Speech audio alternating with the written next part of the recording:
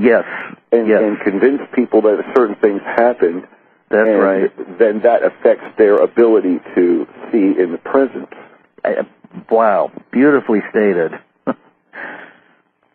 Well, this is part of the mind control apparatus that we see that's just running amok at this point. Yeah.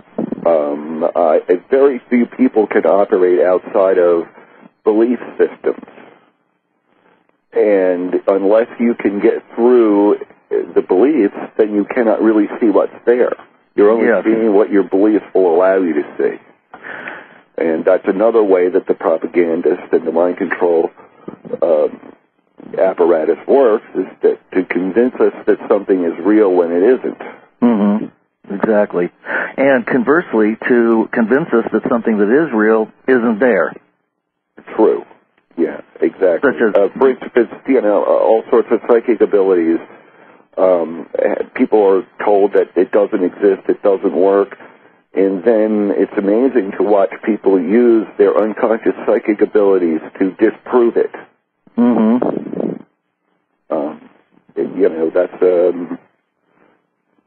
That's part of the way things work. The only thing that's actually real to us in this world is what we're focusing our attention on.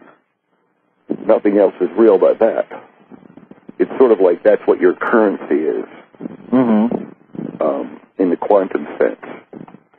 And people that have studied things like The Secret and techniques like that, that's why that works, is because when you're focusing your attention on something, that's what's real. Mm-hmm. And if you focus your attention on it enough, it will become real. Mm-hmm. Well, it appears that we're presently in the sixth night, the Mayan sixth night, which continues until November, is it, of next year, or? We're past the crisis stage, which is the fifth night, right, of the cycle that started in 1999. So we're right now in a birthing process, moving up to a new rate of change that will begin in February of 2011. Okay. So we're in the acceleration part of it right now. It's sort of like coming down the birth canal. Wow. And then in February is the real acceleration, when things are ramped up 20 times. Right. Now, my hypothesis on this is that the rate of change accelerates from the fifth night of that previous cycle into the next one, so that by the time we hit February of 2011, we'll already be at that 20 times rate of change. Right. So the reason why things feel so crazy right now is because this is ramping up really quickly. I sure feel it. and I don't think that many people can really cope with the rate of change. And what the vast majority seem to be doing is completely going unconscious here. Yeah. And those of us that are attempting to remain awake, it could be a rough ride. There's lots and lots of testing of our integrity that's going on right now.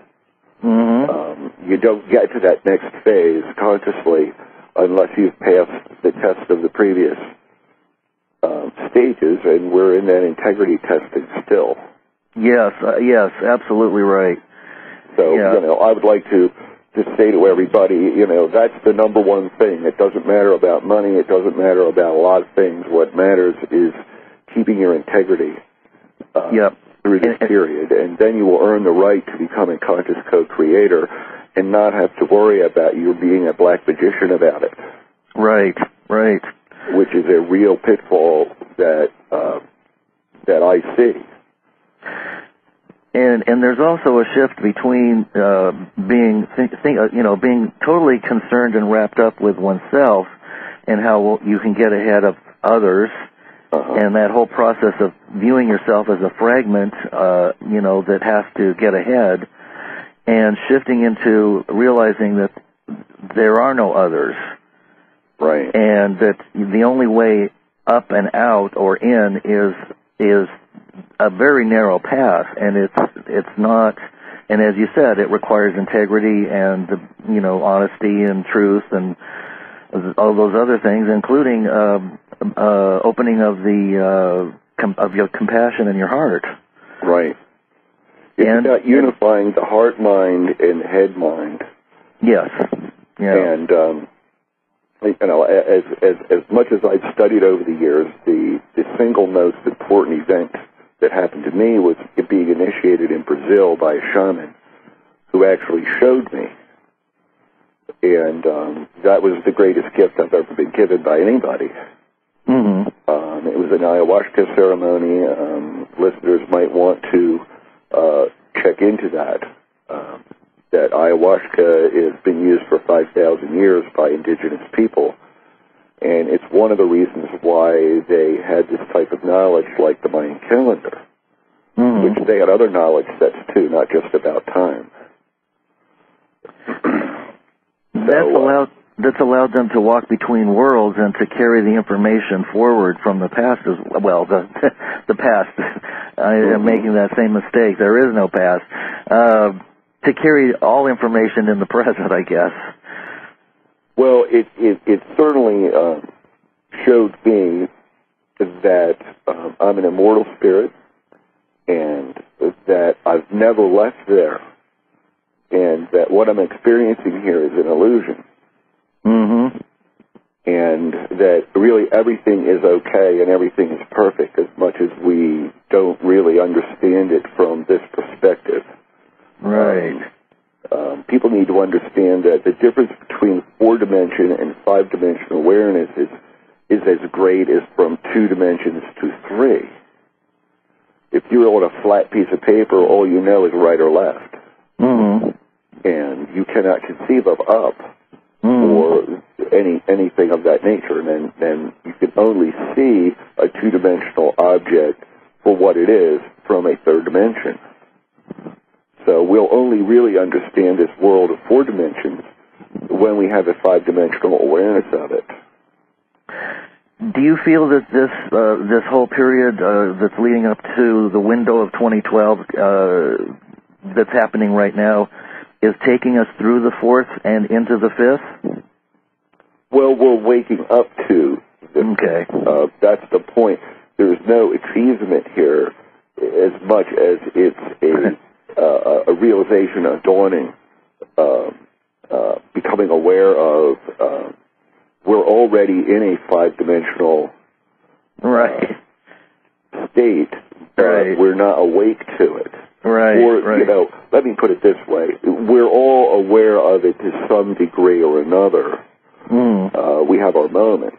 Mm-hmm. But when you're experiencing intuition and deja vu and those types of things, those are 5th-dimensional qualities that we have. Yeah. And a lot of this awareness originates in the 3rd eye. And we will be learning how to see things with our minds as well as our eyes. And when you can do that, then you can see inside of it, and you can actually see the archetypal energies that are associated with people and different objects and symbols and that sort of thing. So, it sounds like what you're saying is that some people are going to, those of us who have been working on this for some time now will have probably a little difficulty with it, and as you said, it's a difficult thing to watch unfolding. It's because it's so painful, and especially the intuitive process and the empathy of feeling what's going on for me is particularly disturbing. But nonetheless, as you said, what can we do except continue walking our path and moving forward? Well, one of the things that concerns me about this time period we're in and what we're going to be experiencing is that there's a tremendous amount of negative manifestations that have been built up like a big dam that are out there in front of us, and this acceleration, I believe, is going to be pushing against that. Yeah.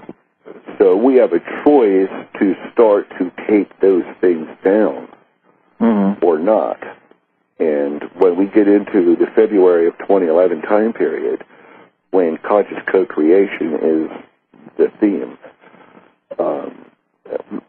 I certainly hope that between now and then we can find a way to train people not to think in destructive ways.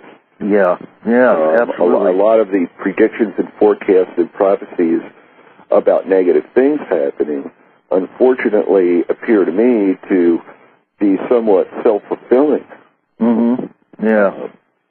Because this is what people are creating as the future, and then that's what they're going to get. So is it possible that there will be multiple futures that will break up into different timelines? Oh, I've considered that, yes. And this may be some of the information that's in the Bible that, by the time we get it, we don't really understand it. But it sounds like the Bible's sort of describing a splitting apart of reality where, one goes one way and one goes the other. Yeah, it does. And that's entirely possible. And it feels like that's what's going on, actually. It feels like that we're going to have to leave a lot of people behind. Yeah. And as you said, so many that are moving into unconsciousness are just going to self-implode. I just can't see people surviving the enormous avalanche of information and awareness that's going to be coming down the tubes that's been repressed for so long. It's like people have been putting their fingers in the dikes, and the dam's about to break, or if it's already broken, and the water's on the way, and people who haven't been paying attention are just going to get washed right out to the ocean. And it's going to be a shame because it's only their ego that's going to be stopping them from experiencing heaven on earth. Because that's what the result of this will be. When you know you're an immortal being and you have full capabilities of being able to see and know what's around you, full telepathic abilities, able to manifest reality nearly instantaneously, this changes the rules. And the idea of money will become laughable when people have that sort of ability. It's just the whole system that we're living under right now is impractical when you have maybe millions of full-blown, enlightened, psychically aware people around. Yes, who can see through, the illusion and read minds, or at least read the intent of people and know intuitively what they're about. Right, and to recognize the psychopaths for what they are, and that totally disempowers them. Yeah. And so unfortunately, psychopaths would be selling used cars. Yeah. Instead of becoming president. Yeah. And we can do this, and I do think that it will happen awfully quickly. And this may be triggered by these vibratory changes as we're going through this, alignments with the galaxy and all of that, may in fact be changing our brain chemistry. And that is sort of like turning on a light switch as far as these capabilities are concerned. And I think that we're seeing a new race of human beings in the process of being created. Some people call it Homo noeticus. And what happened to the Neanderthals will probably happen to the Homo sapiens. That they will become obsolete. And this is an opportunity for those who are willing to step up to the plate and take the responsibility for their actions and thoughts and emotions. Right. To move into that, I guess you could call it a golden age. And this is all based on very, very simple concepts that are easy to understand, that children can understand it, people with limited mental capacities can understand it. We're all the